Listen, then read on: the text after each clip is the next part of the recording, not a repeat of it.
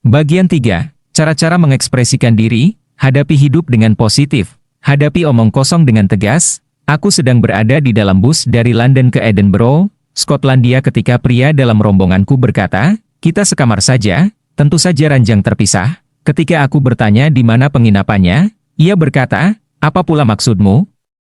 Kota di luar negeri yang pertama kali kukunjungi semasa kuliah adalah London. Aku sangat ingin pergi ke luar negeri, setidaknya 1 kali, jadi aku menabung dengan giat. Tetapi gaji dari pekerjaan paruh waktuku, yang hanya sebesar 3.500 won per jam, bahkan hampir tidak cukup untuk menutupi pengeluaranku sehari-hari, tepat ketika aku nyaris merasa frustrasi. Seorang kakak kelas yang sedang belajar bahasa asing berkata apabila datang ke London, aku boleh menumpang di tempat tinggalnya, walaupun tidak perlu membayar biaya akomodasi. Apakah hal itu mungkin? Bagaimana kalau kakak kelasku itu hanya berbahasa basi? Apakah kedatanganku akan merepotkannya? Aku pun berusaha tidak memikirkannya, seperti halnya sopan santun dan etika. Sifat-sifat baik manusia sepertinya berasal dari dompet. Pada musim panas tahun ketigaku di universitas, aku membeli tiket pulang pergi ke London dengan harga khusus dan terbang ke London berbekal uang 1 juta won yang tersisa. Aku senang bisa berkeliling museum secara gratis walaupun aku hanya bisa makan skone. Ada seorang mahasiswa Korea yang tinggal di sebelah kamar kakak kelasku.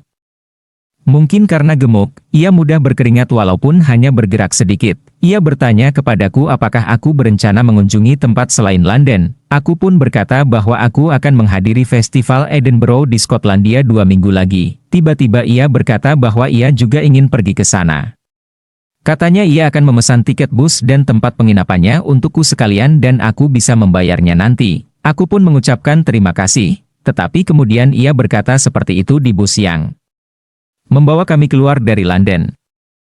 Ketika aku mengeluh bahwa aku pasti akan memesan kamar terpisah kalau ia memberitahuku lebih awal, ia berkata, "Memangnya kenapa? Kita kan tidur di ranjang terpisah." Katanya wanita Inggris tidak akan menganggap hal itu sebagai masalah dan membuatku merasa seperti wanita berpikiran sempit dan terlalu sensitif. Seandainya hal itu terjadi sekarang, aku pasti sudah menyumpah. Tapi saat itu aku hanya berkata, "Kita berpisah di sini saja." Begitu turun dari bus, aku pun pergi mencari penginapan. Saat itu sedang musim liburan, jadi tidak ada kamar kosong. Aku mengunjungi lebih dari 10 tempat, tetapi sia-sia saja. Segalanya berjalan baik-baik saja, kenapa aku harus mengacaukan segalanya? Inilah yang terjadi pada gadis kampung dari Daegu yang ingin berjalan-jalan di luar negeri. Pikirku, aku menyusuri jalan sambil menangis, tetapi tidak ada gunanya menangis. Aku pun pergi ke tempat acara dan menonton pertunjukan Fringe, lalu pergi mengunjungi Istana Edinburgh, dan pergi ke stasiun di malam hari. Kupikir aku harus bermalam di luar. Aku sedang mengeluarkan buku yang hendak kubaca sepanjang malam ketika 2 orang wanita menghampiriku dan bertanya, "Maaf, apakah kau orang Korea?" Ternyata mereka melihat buku berbahasa Korea yang kukeluarkan dan mereka ingin menanyakan jalan kepadaku. Aku membantu mereka. Mereka mengucapkan terima kasih dan bertanya di mana penginapanku. Ketika kujelaskan kepada mereka bahwa aku tidak berhasil memesan kamar dan bahwa aku berencana menghabiskan malam ini di stasiun. Mereka mengajukan usul yang mengejutkan. Kata mereka, kamar yang mereka pesan bisa untuk 3 orang dan ada 1 ranjang yang kosong jadi aku boleh menempatinya tanpa perlu membayar. Astaga! Benarkah aku seberuntung ini? Aku sudah merasa cukup sial karena datang ke negeri asing ini tanpa uang yang memadai dan berakhir seperti ini, tetapi keadaan tidak mungkin lebih buruk daripada ini, bukan? Penginapan mereka luas dan bersih. Setelah mandi, kedua wanita yang lebih tua daripada aku itu mengeluarkan anggur dan keju. Mereka berdua berusia awal 30-an tahun, bekerja di perusahaan iklan di Seoul, dan datang untuk berlibur. Hari itu, aku menceritakan sesuatu kepada orang-orang yang baru pertama kali kutemui, sesuatu yang bahkan tidak pernah kuceritakan kepada keluargaku.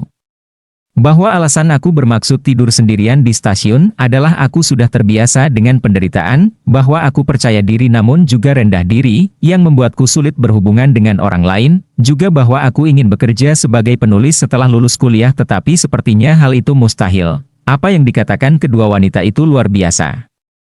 Bagi seorang mahasiswi yang baru berusia 20-an tahun, wanita-wanita yang berusia 30-an tahun adalah orang dewasa yang hebat. Pada malam itulah aku mendengar apa yang ingin ku dengar dari orang dewasa. Kau pemberani karena berwisata sendirian, kau luar biasa, Kau pasti berhasil. Semangatku mulai menyala.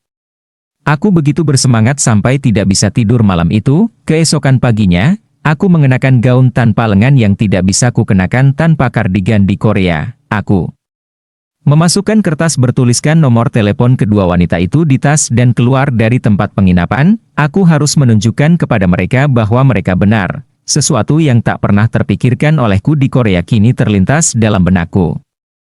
Sepertinya aku memang orang yang beruntung. Apa yang akan terjadi jika saat itu aku merasa sulit menolak ajakan pemuda itu di bus dan mengikuti sarannya begitu saja? Kemungkinan besar aku tidak akan menemui keberuntungan seperti ini. Seandainya saja terjadi sesuatu, aku pasti hanya akan mendengar kritik seperti, "Kenapa kau percaya pada pemuda itu dan ikut dengannya begitu saja?" Setelah hari itu, aku menjadi orang yang berbeda. Kadang-kadang aku bepergian seorang diri dan mencoba hal-hal baru. Aku juga menciptakan semboyan hidup baru. Hadapi hidup dengan positif. Hadapi omong kosong dengan tegas.